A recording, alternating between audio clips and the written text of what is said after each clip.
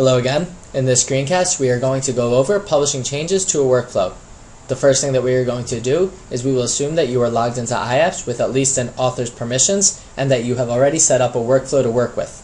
In our last two screencasts, we created a workflow titled Workflow 2. We then assigned that workflow to the menu item News.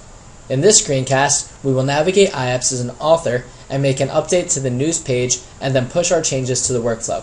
So to begin, we will go to the site editor and jump to Home. Now let's navigate to News because that's where we made our changes, and we could go to the Team Blogs page. Now let's make a change to this page as an author. Maybe the author no longer wants the poll on this page. So let's remove the poll and then push the change to the workflow.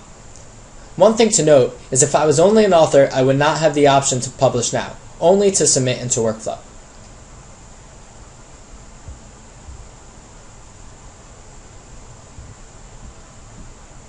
Here's our publish workflow page, in which I get to select the workflow I'd like to publish to. In this case, we just created workflow 2, and now I could submit into workflow.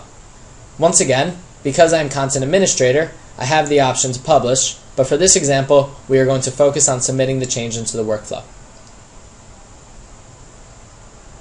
So there we have it. The change has been made, and it is in workflow awaiting approval. I know that it is awaiting approval because right here my page tells me it is a draft and not the live version.